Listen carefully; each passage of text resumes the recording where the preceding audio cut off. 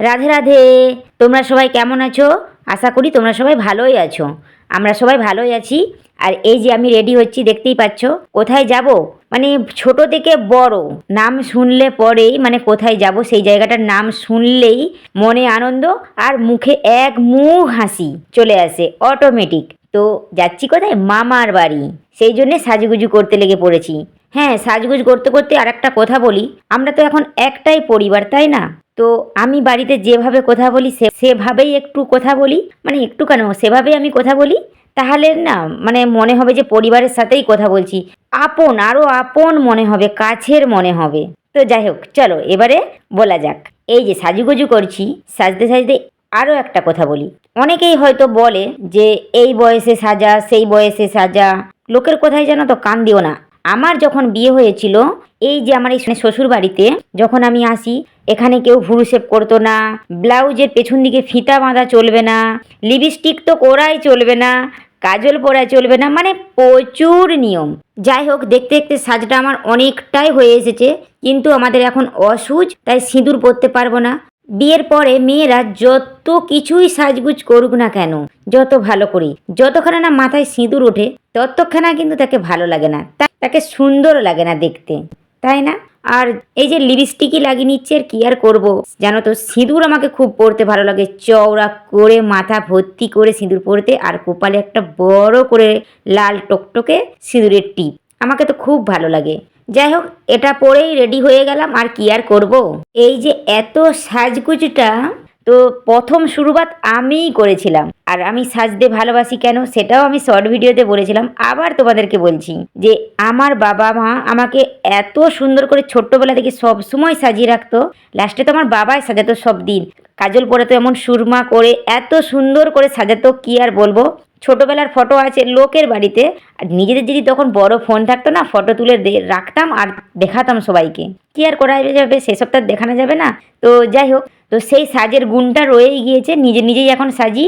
আর আমার শুধু সাজের বাহারটা দেখো কেমন আমি সাজছি। হ্যাঁ, যখন কোথাও যাই বলি জানো তো এভাবেই সাজি।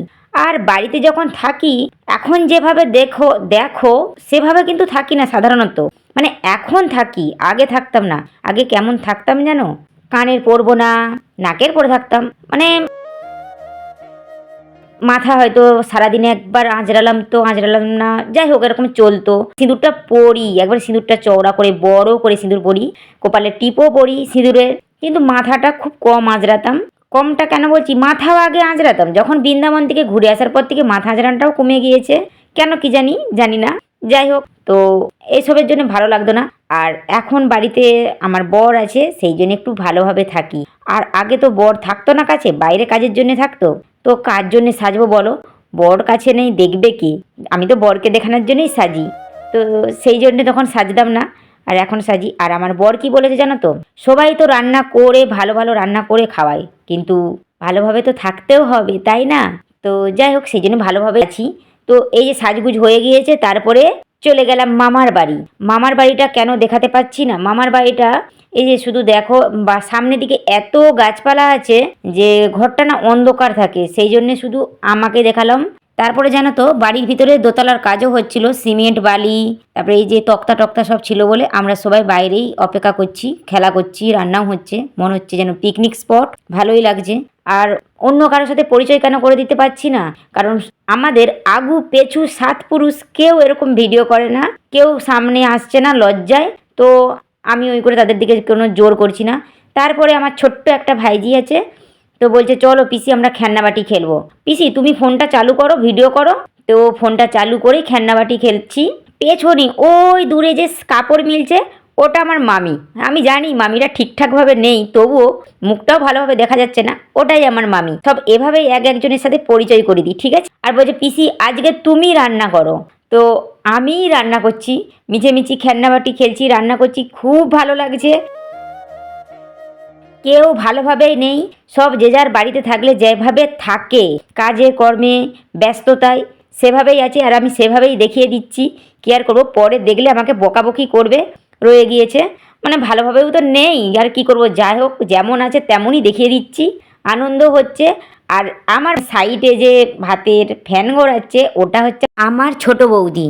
তারপরে এই যে আবার আমার সেজে বৌদি চলে আসছে একটু, আর সেজে বৌদিকেও দেখে নাও এই টুক করে এখানেই, ওই টুকিটাকি একটু একটু করে যারা সব চলে আসছে সেই জন্য আর তার দিকে কেটে বাদ দিইনি, মানে মানুষগুলোকে নয় ভিডিওর মধ্যে থেকে কেটে তো তারপরে খেলার পরে চলে গেলাম গ্রাউন্ডে যেখানে আমরা খেলতাম। এই যে এখানে দুর্গা পুজো হতো আর এই গ্রাউন্ডে খেলতাম। আগে জানো তো প্রচুর দুর্গা ঘাস ছিল, এখন তো পুরো মাঠ সাদা সাদা হয়ে গিয়েছে।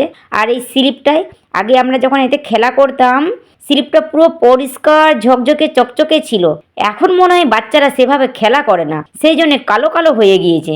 যাই হোক আমার ভাইপো ভাইজি তারপরে যে ভিডিও করছি বলে খুব আনন্দ পেয়ে খেলা করছে। তো এই যে এই দিকটা পেছনটা দিয়ে ওঠে, এটা সিঁড়ি, দেখো কাণ্ড, আমার ভাইজি যেন সেলিব্রিটি, উপরে উঠে গিয়ে হাত নাড়ি নাড়ি কেমন হাই করছে, ভালোই লাগছে। আমি তো এদের সঙ্গে খুব আনন্দ করছি, মজা করছি। আজ এই পর্যন্ত, তোমরা সবাই ভালো থেকো।